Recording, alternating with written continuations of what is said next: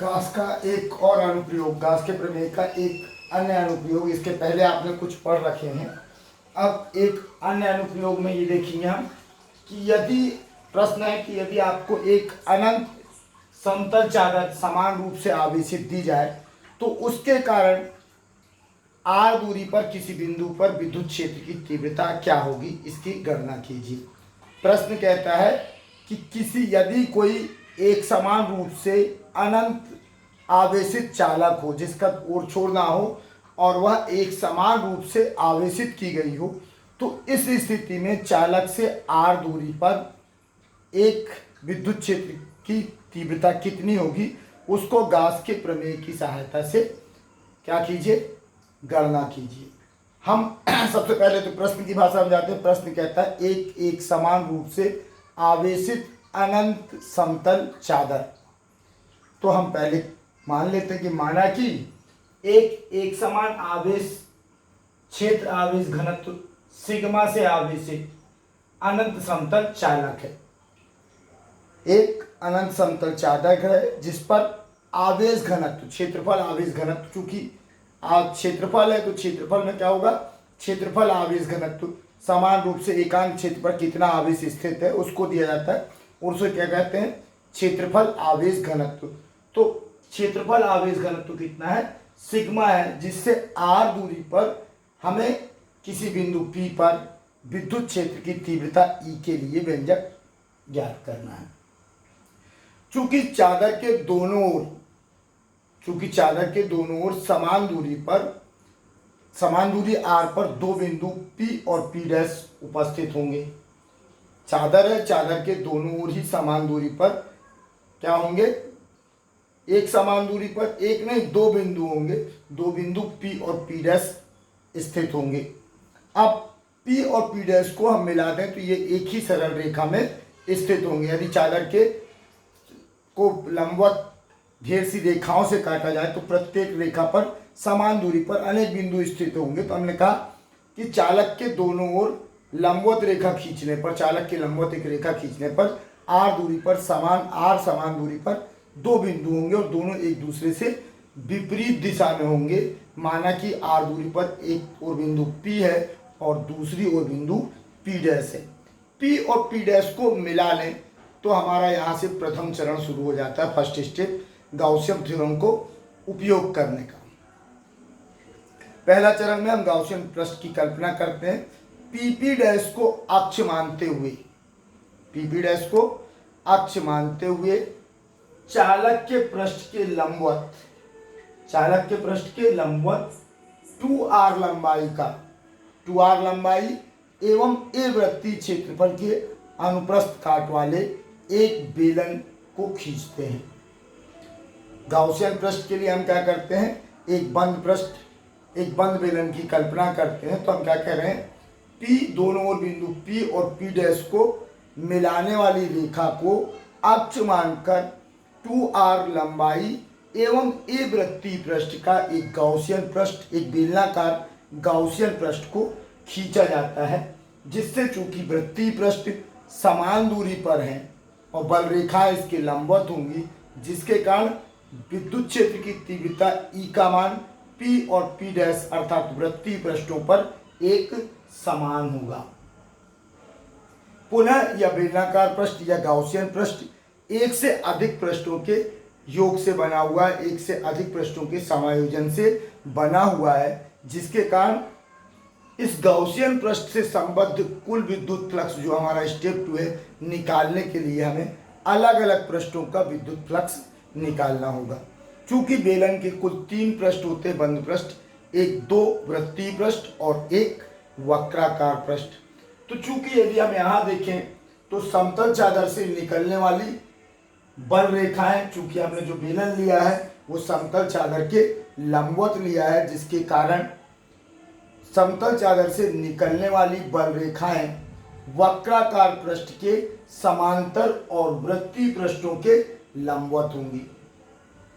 चूंकि हमारे द्वारा कल्पित गाउसियन पृष्ठ समतल चादर के लंबवत है, जिसके और समतल चादर किसी भी पृष्ठ से निकलने वाली बल रेखाएं उस पृष्ठ के उस सतह के लंबवत होती हैं, जिसके कारण विद्युत बल रेखाएं यहाँ पर बेलन के वक्राकार पृष्ठ के समांतर होंगी। और जब बेलन के विद्युत बल रेखाएं वक्राकार पृष्ठ के समांतर होंगी तो पृष्ठ की दिशा और विद्युत क्षेत्र के बीच बनने वाला कोण थीटा 90 होगा और cos 90 का मान 0 होता है। अर्थात वक्राकार पृष्ठ से संबद्ध कुल विद्युत फ्लक्स शून्य होगा। तो गाउसियन पृष्ठ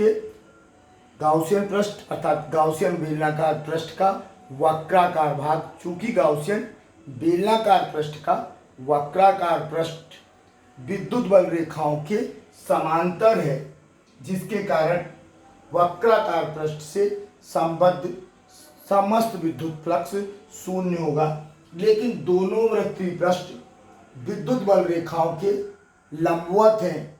दोनों पृष्ठ विद्युत बल रेखाओं के लंबवत हैं। अतः संपूर्ण गाउसियन पृष्ठ का कुल विद्युत फ्लक्स दोनों वृत्तीय पृष्ठों से संबद्ध या बद्ध विद्युत फ्लक्स के योग के बराबर होगा। चूंकि दोनों वृत्तीय पृष्ठ विद्युत क्षेत्र के लंबवत रखे गए हैं या विद्युत क्षेत्र के लंबवत है, जिसके कारण हमारे द्वारा लिए गए बेलनाकार गाउसियन पृष्ठ का संपूर्ण विद्युत फ्लक्स दोनों वृत्तीय पृष्ठों से संबद्ध या बद्ध विद्युत फ्लक्स के योग के बराबर होगा। अब चूंकि दोनों ही वृत्तीय पृष्ठों पर विद्युत क्षेत्र की तीव्रता E का मान एक समान और अचर राशि है, जबकि वृत्तीय पृष्ठ का कुल क्षेत्रफल हमने A ले रखा है। वृत्तीय पृष्ठ का कुल क्षेत्रफल A के बराबर है, तो E के लिए सममित है और थीटा के लिए भी ये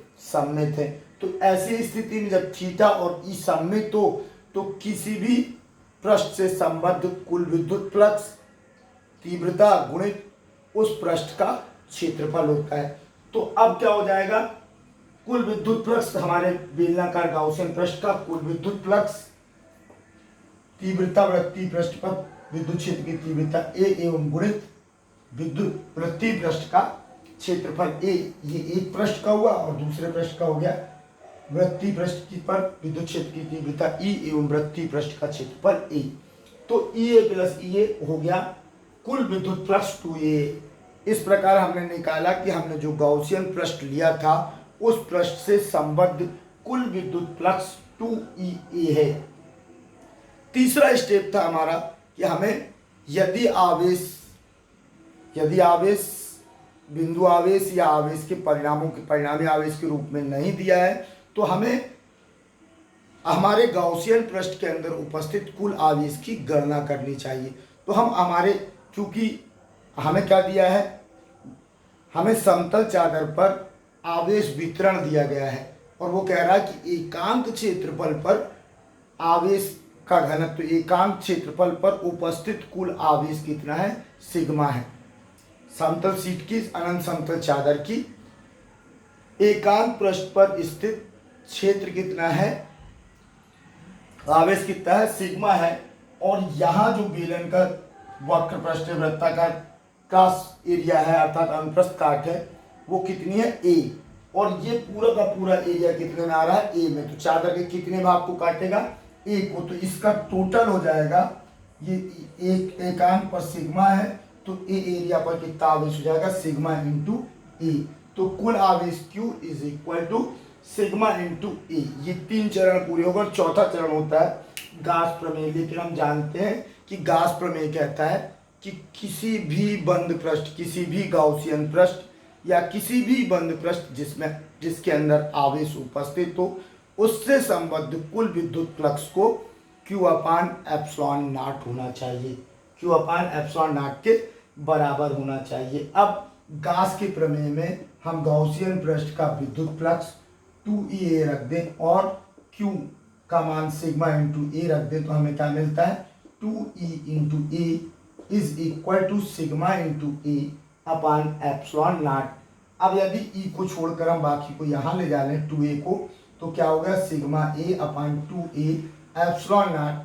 A is cancelled by A, then we get sigma upon 2 ε0। इस तरह से E is equal to sigma upon 2 epsilon naught मिल रहा है। यहाँ पर कोई भी पद r का नहीं है।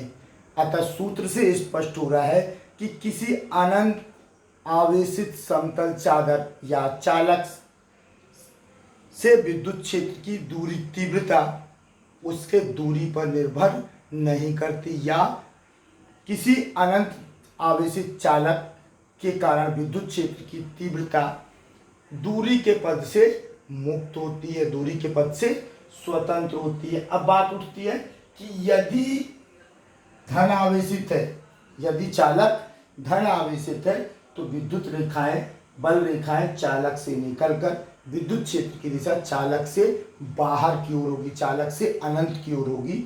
लेकिन यदि दिया गया समतल चादर ऋण आवेशित है, अर्थात सिग्मा इज लेस देन 0 है, आवेश घनत्व तो 0 है, ऋणात्मक है, तो ऐसी स्थिति में विद्युत बल रेखाएं अनंत से इस दिशा में आती हुई प्रतीत होंगी। माने अब डायरेक्शन चादर की ओर हो जाएगा और ये अंदर से चालक की ओर आती हुई प्रतीत होंगी।